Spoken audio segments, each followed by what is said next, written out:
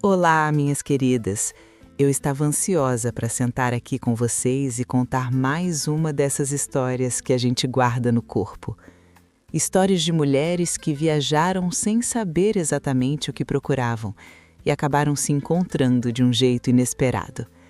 Hoje, em Amores Errantes, eu te convido a caminhar comigo por mais uma noite. Se puder, coloque os fones, desacelere a respiração e venha ouvir. Cheguei a Sevilha à noite, quando o calor já não queima a pele, mas permanece no chão, subindo pelas pernas. Um calor antigo que sai das paredes de pedra e das pessoas que caminham como se o dia não tivesse fim. Meu nome é Marta e aos 57 anos eu resolvi tomar uma decisão. Passei a vida inteira atrás de um balcão, organizando prateleiras, servindo, resolvendo pequenas urgências alheias. Meu corpo aprendeu a ser útil antes de aprender a ocupar espaço. Viajei porque algo em mim precisava sair do modo automático. Eu não vim procurar romance, vim para sentir novamente o meu próprio peso. Sevilha ajudava. As ruas estreitas, os pátios escondidos com cheiro de laranjeira, a música que surge sem aviso. O som de palmas e sapatos batendo no chão me alcançou antes que eu visse de onde vinha. Segui o ritmo como quem segue um chamado. O ensaio acontecia num pátio aberto, iluminado apenas por um lampião amarelado. Nenhuma plateia, nenhum turista, apenas um homem e o chão.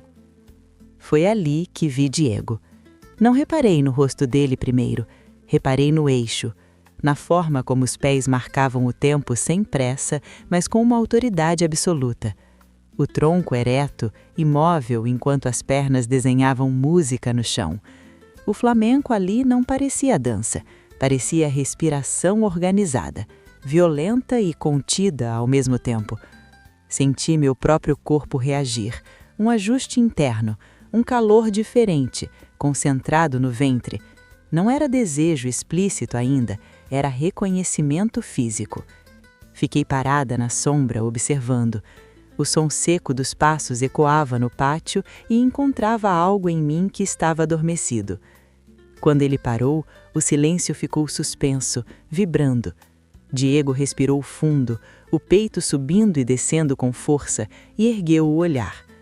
Quando nossos olhos se encontraram, ele não sorriu. Não houve aquela curiosidade masculina habitual. Houve apenas presença sustentada.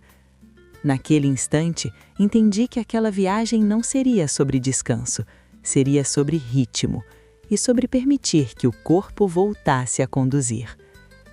O ensaio recomeçou. Diego voltou ao centro, fechou os olhos e deixou o corpo retomar o comando. O som agora era mais seco, mais próximo. Cada batida no chão parecia medir o espaço físico entre nós. Sentei-me num banco de pedra ainda quente do sol da tarde. O corpo dele se movia com uma concentração austera. Não havia intenção de agradar ninguém, havia entrega, e isso tornava tudo insuportavelmente atraente. Olhei para as minhas próprias mãos repousando no colo, tão quietas, tão treinadas para não incomodar. Ali, diante daquela força bruta, cada movimento dele parecia um convite silencioso para que eu também me mexesse. Quando o ensaio terminou, o pátio esvaziou naturalmente. Diego secou o rosto com uma toalha, bebeu água direto da garrafa. Ele caminhou até onde eu estava, parou a uma distância justa, nem perto demais para invadir, nem longe o suficiente para ser indiferente. "A senhora sente o ritmo", disse ele, voz baixa, grave, sem a inflexão de um elogio barato. Era uma constatação. Sorri de leve. "Eu escuto com o corpo. A cabeça às vezes atrapalha." Ele assentiu, sério. "A cabeça mente, o pé não." Saímos do pátio juntos, sem que tivéssemos combinado nada. A rua estava viva. Caminhávamos lado a lado, mas sem alinhar totalmente o passo. Havia um descompasso proposital. Falamos pouco. O calor, o chão irregular, a noite que nunca termina. O silêncio entre nós não era vazio, era denso. Em um trecho mais estreito, ele diminuiu o ritmo. Eu também. Senti a respiração dele próxima, o cheiro de suor e tabaco. O ar parecia mais pesado ali. Diego virou o corpo levemente na minha direção. O espaço entre nós se ajustou, como se ímãs invisíveis nos puxassem. Caminhar também é dança, Marta, disse ele, usando meu nome pela primeira vez. Assenti. Eu sentia isso. A rua terminou num pátio menor, um beco sem saída com paredes altas. Paramos ali. Diego ficou de frente para mim. Não avançou. Sustentou o silêncio com a mesma firmeza com que sustentava o ritmo no palco. Ele estendeu a mão, palma aberta, para cima. Um convite, não uma ordem. Coloquei a minha sobre a dele. O contato foi elétrico. A mão dele era quente, calejada, firme. Ele não apertou, ele conduziu. Ficamos assim, parados, o mundo reduzido a aquele ponto de contato. A respiração começou a se alinhar sozinha, entrando e saindo no mesmo compasso. Faço uma pausa aqui, nesse pátio silencioso de Sevilha. Se você também sente que seu corpo às vezes precisa de um novo ritmo para voltar a se sentir vivo, deixe seu like, se inscreva no canal. É aqui que dançamos conforme a nossa própria música. Saber que você está ouvindo torna esse compasso real. Agora, vamos ver quem conduz quem. Ele se aproximou um passo, o suficiente para eu sentir o calor que emanava da camisa dele. Não houve beijo imediato, houve pausa, um silêncio carregado de escolha. Ele encostou a testa na minha. Senti um deslocamento interno, como se uma peça voltasse para o lugar. Meu corpo reconheceu aquela proximidade como legítima, sem culpa, sem pressa de ir embora. O beijo veio depois, lento, contido. Um encontro de lábios que testava o tempo, não o limite. Senti o corpo inteiro responder, não com a urgência adolescente, mas com uma profundidade que só os anos trazem.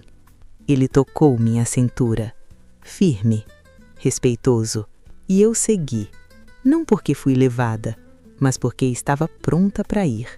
Naquele pátio quente, percebi que o desejo adulto não grita, ele marca o passo. Não foi preciso decidir para onde ir. Ele abriu uma porta lateral de madeira pesada. O quarto era simples. Paredes caiadas, chão de ladrilho frio, uma janela aberta para a noite. Diego fechou a porta. Não trancou. O silêncio se acomodou entre nós como um hóspede bem-vindo. Ele tirou a camisa devagar, sem teatro. O corpo dele era real, marcado, vivo. Quando ele tocou minhas costas com a mão aberta inteira, algo em mim cedeu. A tensão de anos segurando a postura correta se dissolveu. Não houve palavras desnecessárias. O corpo dele se aproximou com a mesma precisão do flamenco. Cada toque tinha começo, meio e fim. As mãos dele conduziam sem dominar. Elas perguntavam, e meu corpo respondia. Em algum momento percebi que estava completamente habitando minha própria pele. Não estava me vendo de fora, julgando minhas curvas ou minha idade. Eu estava dentro, sentindo.